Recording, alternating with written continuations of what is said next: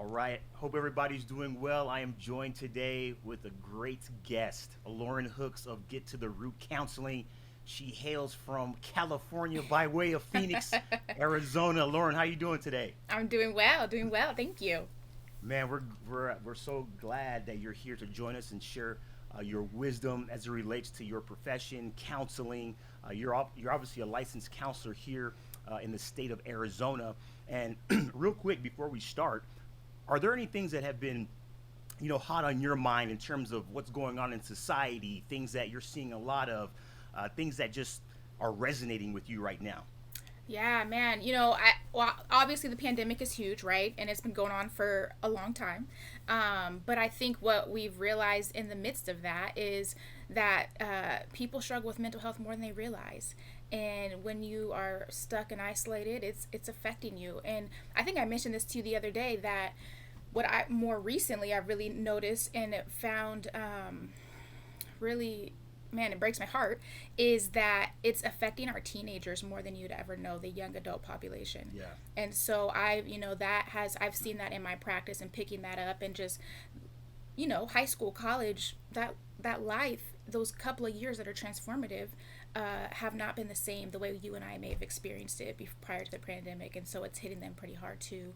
And so I've just seen a lot of that lately come through my doors.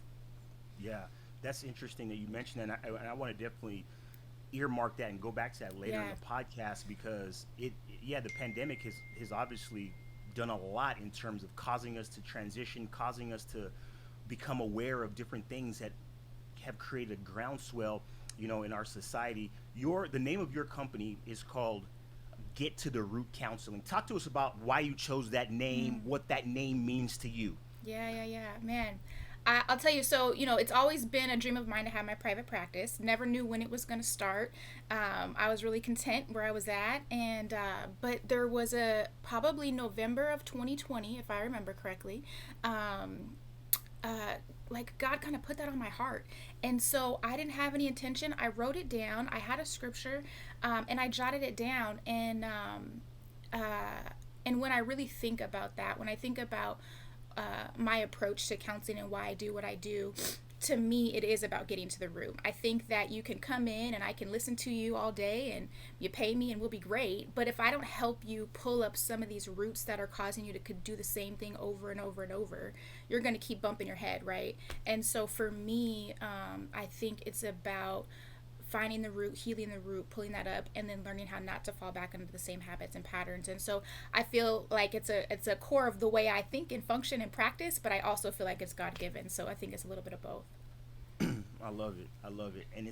I love how you said you wrote it down. You didn't really think anything of it, Mm-hmm. but then all of a sudden here you are helping all these people today. Yeah. Um, when you look at any profession, right? Whether you're talking about a counselor, whether you're talking about a coach, a teacher, a Mm-hmm. chef, Mm-hmm. right? There's always these norms. Mm-hmm. There's a certain way of doing things, right? Like, oh, this is the way it's done. These are the best practices. Yeah. But then we come in and we say, you know what? I don't really like that, or that Yeah. doesn't really apply to this demographic, or Mm. that's a little dated. What have been some of those things that maybe you've seen in your profession, or things that you definitely want to see changed in the Mm. way that you care for people, or other professionals are caring for people? Yeah, man, that's good. Yeah, well, really, kind of, I think more one of the obvious things, which is incredible, is what we're doing right now, right? We're Hmm. videoing, and in my mind, I never would have thought that doing counseling over a video screen would have been personable enough to make an impact. And I think again with the pandemic, you've seen that skyrocket, and it's amazed me actually. I think you may find more people will get into counseling that may have been against it because they feel comfortable in their home versus in an Yeah. office with a stranger, right? And so just being able to reach and touch more people has been amazing to me to see and be able to do. But to me, my biggest thing is that if I'm going to make an impact with somebody, I need them to feel comfortable, and I need to meet them right where they're at. And I think sometimes counselors are humans, we're people, right? And Hmm. so our own stuff gets in the way, and I think a lot of times that can get in the way of people's experiences in therapy. And so if I have my own biases, am I bringing that in and then causing people to Hmm. have bad experiences that will taint them in therapy for the rest of their life, and they won't come back and don't get help. And so I think making sure that therapists take care of themselves and we don't project our own stuff into that so that people can have positive experiences. I think therapy is great for any and everybody. I think there's a lot of what's the word I'm thinking about? Just preconceived notions out there about it. And so my hope is that that continues to be broken, and that I can be a part of that, and just making people feel comfortable and getting what they need when they come and seek out help. I love that. I love what you said about counselors, people that are listening to this, the athletes that are listening to this, the audience who is listening today. I really want you to hear what she just said, because we were talking about this yesterday with a pastor that we had on the podcast. You are human too. Right. You come in with certain biases. Yeah. One of our guests yesterday was saying that the church that he pastors at, the pastors, they actually they pay them, they give them a stipend or per diem, whatever, to get mental health treatment, to get counseling and therapy for themselves, because they're dealing with a lot of stuff. And so that actually leads into my next question for you, Lauren, is that, many people just don't trust counselors, right? Yeah. When you start talking about athletes, the lion's share of the population that we serve, they don't trust counselors. They don't trust the psychologists, the psychiatrists, the EAP, the shrinks, whatever you want to call them. They don't trust them. And so I have a two-part question for you. And the first part is, why? Why is it that they don't trust? Why is it? There's a reason why many don't trust these individuals. And number two, why is it important, in your opinion, to have a counselor, a pastor, a psychologist, a performance coach in your corner? Yeah, man. Trust is tough no matter where you're at, right? Not to mention with a stranger. Not to mention with a stranger who you're going to expect it to be really vulnerable and tell all your life secrets and your stuff you've never told anybody before, right? I think trust is one of the most difficult thing in relationships to maintain. And so why should I do it with a stranger? I also think the stigma is that counselors probably are somewhat of an authority figure, right? Like if I'm telling you all my stuff, you kind of have some power over me, which is true, right? There is they talk about an ethics, like there's this power dynamic with therapists and your client that you've got to be mindful of. And so that's my biggest thing. I always say to every single person I talk to, like, hey, I know that not every therapist is for every person, and not every person's for every therapist. And I'm good with that. Like, that's okay. And so my biggest thing is that every time you walk out of my office, you feel good. We're just chatting, we're talking. This is time for you just to get your stuff out. And if I can help you along the way, great. And so, that without trust, without rapport, therapy doesn't work well, I don't believe. And to your second part, like, why is that necessary, right? I just did like a midpoint review with one of my clients the other day, and done great on their goals, made great progress, and she says, but I still want this, I really still need kind of this neutral point of view in my life. I've got everybody, and I kind of know what these people are going to say, and I know what these people are going to say, but I want someone who's not attached, who doesn't know me, doesn't know the people in my world, to be able to speak into my life. And I think there is something to that, right? I think there is something to just having an external space that I can trust and feel safe enough to talk to, but can also speak into my life and give me expertise that nobody else may give me, or from a viewpoint that they won't give to me. Yeah, that's really good. That's really good. I mean, you said a couple things there that are powerful. Number one, one of the things that stuck out to me is that, you are vulnerable. You are in a space where you don't know if people are going to use things against you. Yeah. One of my mentors told me a long time ago, he said that the biggest thing that people need, it doesn't matter if you're young, old, an athlete, a chef, a teacher, a lawyer, people always run to two things: psychological safety and love. If they feel safe and if they feel loved, they will run there. Yeah.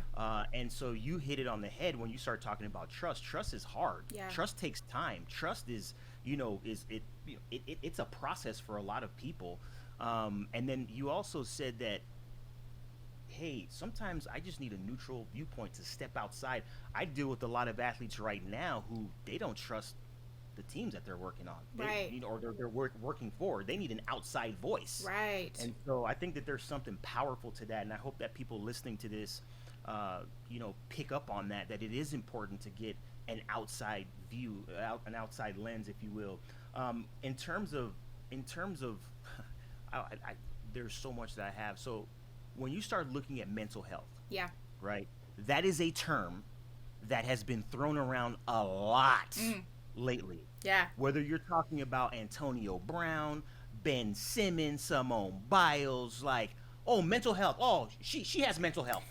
Oh, he has mental health. Like people were just misusing that term, and we had Dr. Dawn Brown on, and she was amazing Love it. in her response. And I would love to hear from you in terms of your purview, your opinion on mental health right now in the media, how it's being misused and abused from your lens, from your seat, from your practice. Yeah, absolutely. Well, I mean, the first thing I think about is that mental health and mental illness are two different things, right?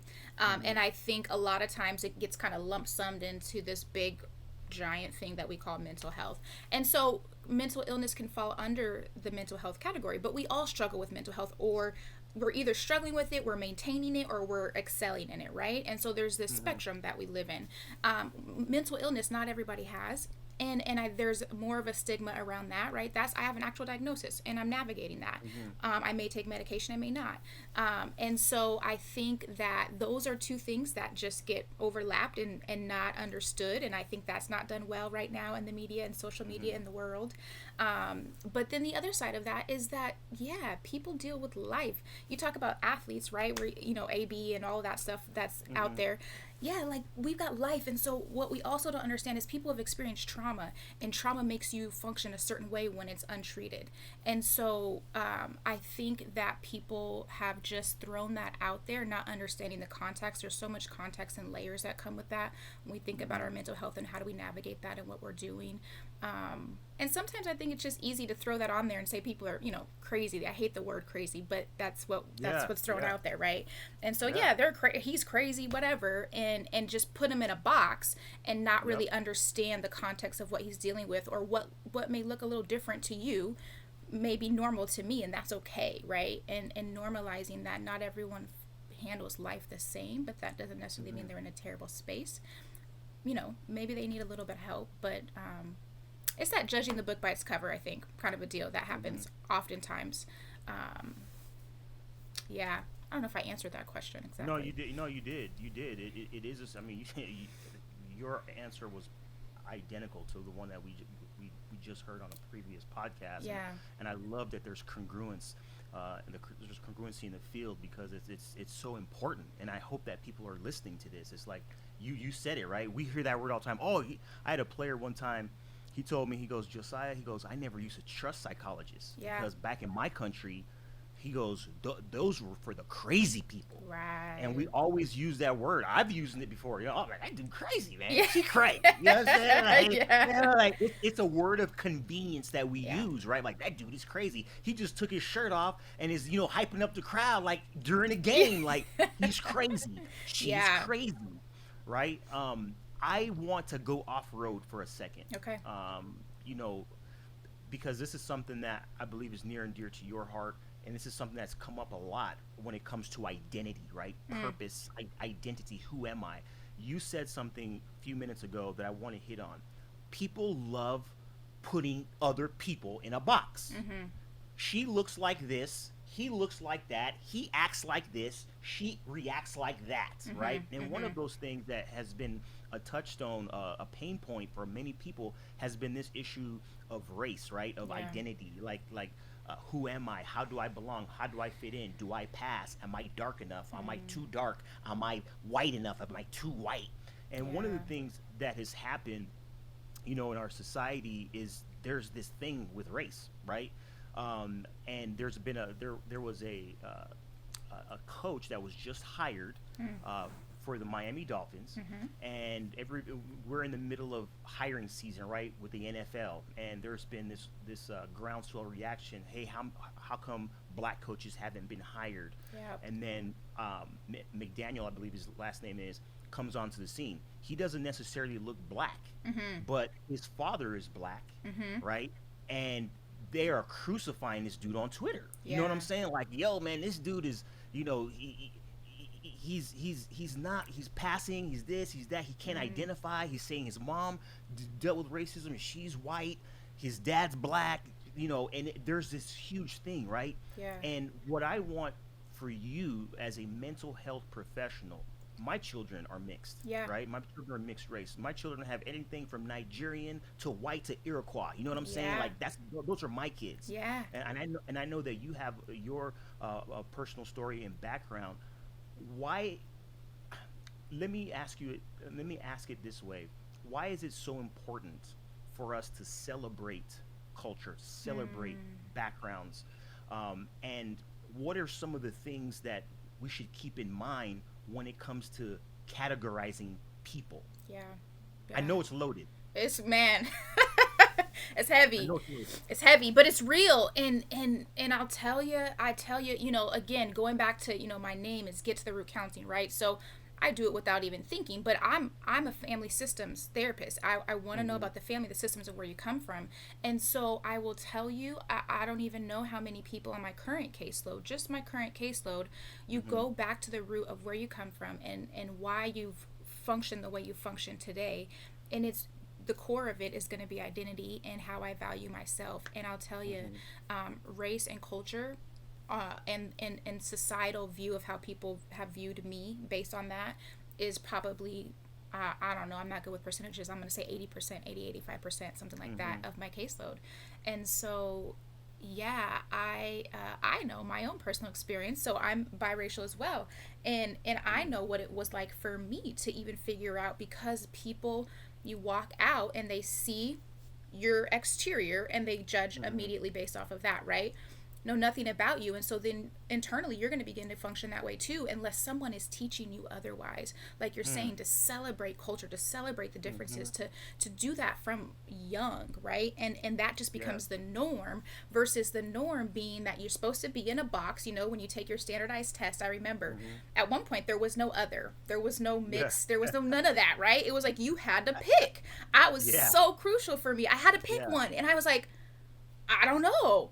And Yeah. so rather than that being the norm of I've got to be in a box and fit the box, like, let's get rid of that, and it just flows, Hmm. and everything matters and values. And if I don't understand it, let me ask about it, right? Hmm. Versus just kind of being in the space of ignorance. And when I think of ignorance, I think of lack of knowledge, right? Or lack of Yeah. understanding. And so, you look at even our youth today with all of the increased just suicidal ideations and thoughts and self harming and all Hmm. of that stuff. It goes back to the space of identity. Um, Hmm. and that word identity is that's complex in itself, when you break that down as well. So yeah, there's so much. I feel like that could go on for a long time. Oh, Uh, we have to have you on for another podcast because this is a big topic. man, I was sitting down with Renee Bahati Klug, who she specializes in cultural intelligence, yeah, and we had this great discussion about even the use of the word colorblind. That's a misnomer. That's not a yeah, thing. yeah, yeah, yeah, yeah. It's not, because the fact that you can see me Mm-hmm. means that you're not colorblind. You That's know what I'm right. saying? That's right. I can see my color. Like, That's you know what I mean? Like, right. so we are going to we have to do a follow up on that, because that is another topic that I think, as you said, I think the most powerful thing, one of the most powerful things that you just said right now, is that this needs to start from youth, Mm-hmm. and they, meaning individuals, kids, youth, need to be taught along the way. Yeah. And this goes hand in hand with the name of your company, Get to the Root. Yeah. Like, we have to get to the root. And so I absolutely love that.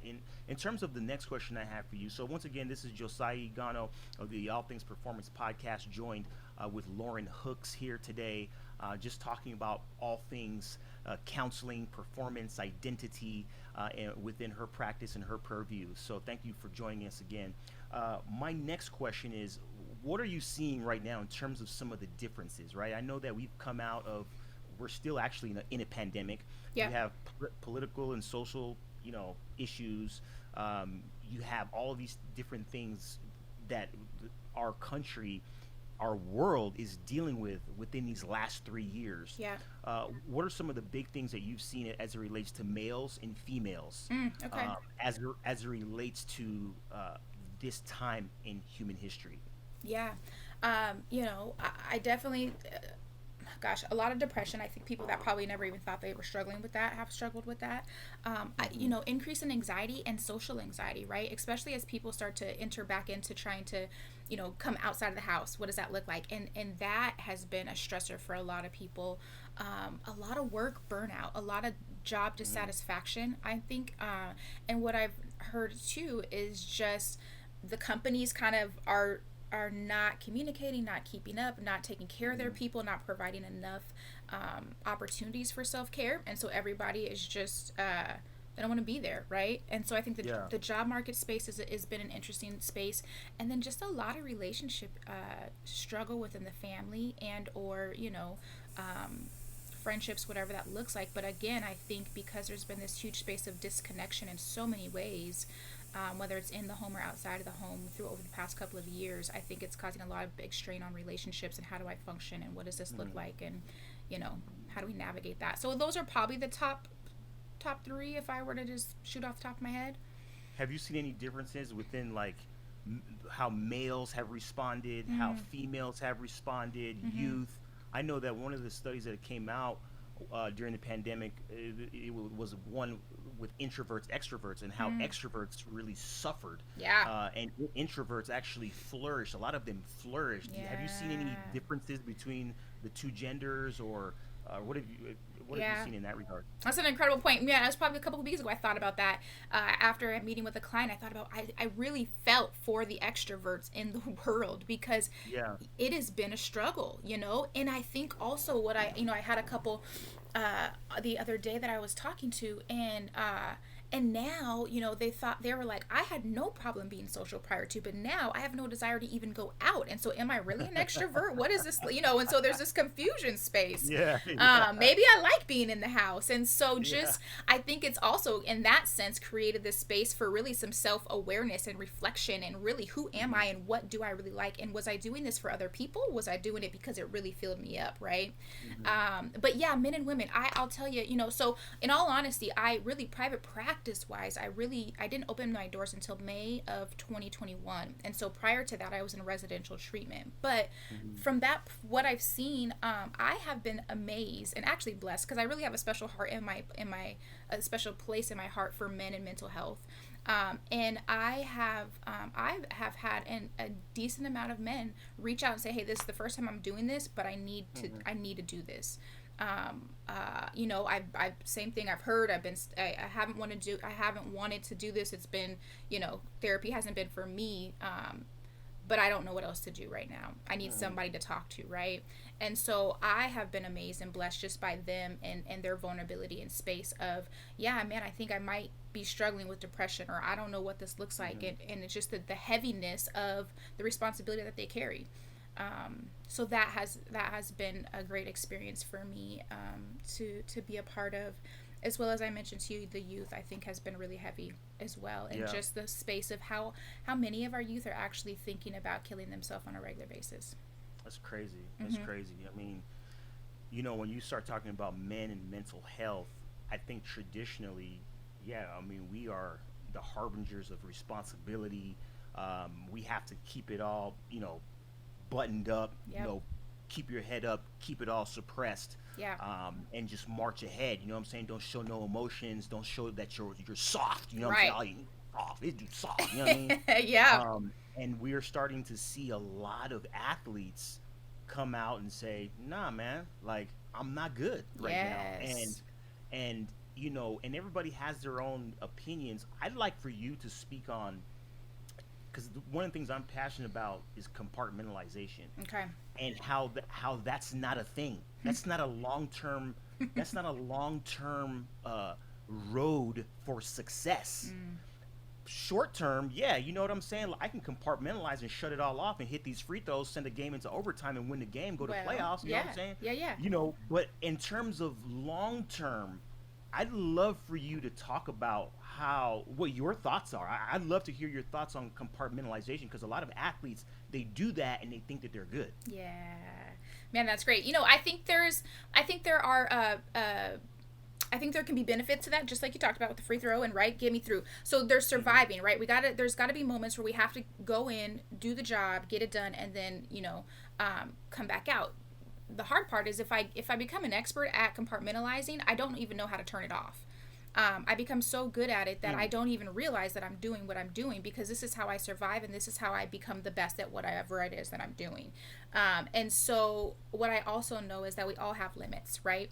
Like, I always think of it like, like a boiling pot of water. Eventually there's a point where it's gonna overflow, and it's Hmm. gonna ooze out into the other areas of my life. And so, I may be aware that it's oozing out and I may not, depending on my crew and my accountability circle and what that looks like. Hmm.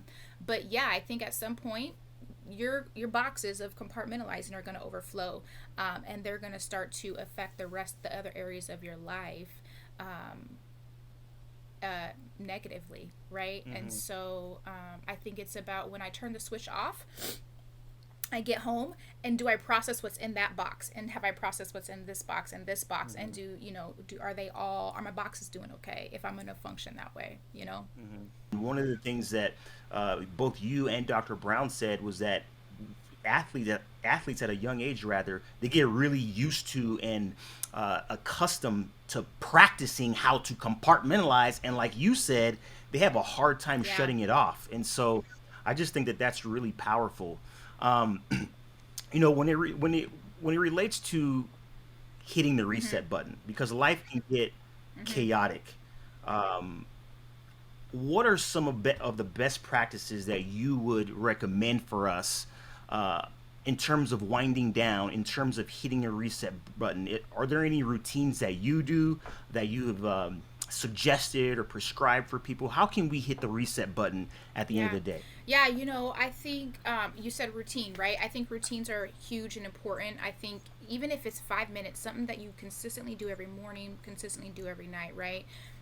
Life's going to happen, and I get that. And so, what can I commit to? And that's what always I talk to my clients about. Like, what is realistic for me to actually commit to every morning based on what my life has going on that every day? Hmm. And, so whether it's a meditation, whether it's a motivational video, whether it's journaling, whether it's a reading, whether it's just quiet time in prayer, or whatever that looks like, right? Some quiet, relaxing music. Be intentional about what you feed yourself right when you wake up, right? A lot of us like to Hmm. hit the social media button, and then you start going down this rabbit trail, or you check your text messages and you got 2100 messages or whatever. So spend some time for you, not the world, but you, to be intentional of setting your day. But then also, again, we talk about switching that off at the end of your day, right? I talk to my clients about, like, how do you transition from work to home? Do you even transition, right? Do you Hmm. process, and what do you do on your drive home? What do you do when you get home, to be intentional about, realizing what you went through for that day, depending on what you do, whether you're an athlete, you're a coach, you're a business person, whatever you do, a lot happened in your day, whether you realize it or not. And oftentimes we Hmm. just go, go, go, and we go to sleep, and then we wake up the next morning frustrated and we don't know why. So be intentional with that. Journaling is great, if you can get to that. Talking it out, if you just need to talk it out, right? Whatever Hmm. that looks like. But find what works for you, because every journaling can be great for me and you may hate it, and that's okay. So Yeah. I think it's also important to find what works for you. And a lot of times I say it's some trial and error. You might have to run through a couple of things first to figure out, okay, this is my thing. Painting Hmm. is my thing. Coloring is my Yes. thing. Going for a walk outside with a dog is my thing. Sitting by the lake is my thing. But you got to find your thing, Hmm. and be consistent with it, whatever that is for you. Again, your introverts are going to want to be by themselves. Your extroverts may need to go out for dinner tonight and have some time with some people, because that's going to Hmm. recharge me. Whatever that is, but Hmm. be consistent with it and try to incorporate it daily.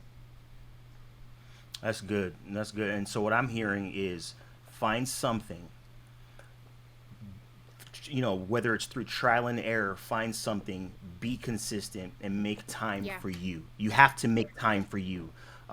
Because if you don't, I mean, those inputs are always going to affect those outputs. And if you're not putting anything in, it's just going to be the world, life, the cares of this world. It's just Catches all up with bad. you. Yeah. Mm-hmm. Yeah. So that's awesome. So somebody might be listening to today and say, man, I ain't trying to see no therapist, man. I'm not trying to go to no counselor, life Yeah. coach, you know what I'm saying? Like, but they know that they Mm, need help. They know that they might need, as you alluded to earlier, that neutral ear, that outside ear, because I don't trust y'all, I don't trust you, I don't trust you, right? And so, what advice would you give to somebody who's not necessarily ready, willing, able to see someone like you? Like, what should they yeah, do? yeah. Again, we go back to trust, right? I think it's about finding a space that can be safe for you, even if it's just you and your notebook, right? Creating an Oh yes. outlet in some form or fashion. And again, we got technology, right? So you got a notepad on your phone. Let that be your notebook if you don't want to write, the old school way, right? But you Hmm. find an outlet, find a safe space for you, so that it's not just you in your head and you're stuck in your thoughts, because that can be a dangerous place. And it can be a lonely place. I think when we talk about vulnerability, the reason why vulnerability is so important is because we were created for connection, and I Mm. believe that real authentic connection comes when we're vulnerable. And so I think it's just about not being afraid to ask for help. Asking for help is a vulnerable space. You know what I mean? And so even if you Hmm. don't go talk to a professional, find some outlet, find a book that really, hits home for you, because sometimes that can be enough to get your wheels spinning and make you think a little differently. Find a speaker that you really, have connected to. Some podcasts like this is a great outlet, I think, for Hmm. people just to listen. I Hmm. had again a client the other day that said, "Man, I found this podcast that really has motivated me to do better because I can relate to the people that I'm listening to." Whatever that is, so Hmm. connection, an outlet in some form or fashion, and creating a safe space. Even if my safe space is by a lake with a book and a notepad, but I have that to come Yeah. to, because holding on to it is only going to get me deeper into the hole that I'm falling into. That's good. That's good. This has been tremendous. One of the things that I would love for you to share with us right now is some Mm, encouragement, right? What you have a room full of high mm, performers and they're listening to you mm. speak today. What is some final words? What are some final words, rather, and some encouragement that you would give to the room? And this is just from your head, from your Yeah, heart, from your practice, what you've seen, your life experience, where we are right now in the world. How would you encourage yeah. us today? Well, I would say, whatever you were created to do, whatever it is that you're doing today in your life is important and it matters. Um, and for me, it's about, if you can impact one life, then to me that's enough. And so I'm sure that many of everyone listening is impacting more than one life. And so if we to continue to do that and fulfill the purpose, we've got to continue to impact our life and take care of us and ourselves. And so making sure that you fill up your own cup before you fill out others. Otherwise, you're going to run dry and you won't be able to fulfill the purpose, right? Yeah. And so to maintain that purpose and fulfill that, we got to take care of us first. Awesome. Awesome. This has been tremendous. Lauren, thank Yeah. you so much for your Yeah. time. Where can we find you and follow you Yeah. Okay. online? So I have an Instagram and a Facebook. So those are Get to the Root Counseling, both on that. I've got some information on psychology today as well for that. And then my website is get the number two. So Get to the Root Counseling with the number two right there in the front are all spaces you can find me. Yes. Awesome, awesome. Thank you so much for joining us. This has been Thank you. tremendous. I can't wait to go back and listen to it because there were a lot of nuggets there. And man, we got to get you back on, I another love one it. because this is just Yeah, yeah, surface. You know what I'm saying? This yeah. is surface. Part two, absolutely. I'm here for Yeah, part two, it. part two. All right. God bless you. We'll Thanks, talk to you Josiah. soon.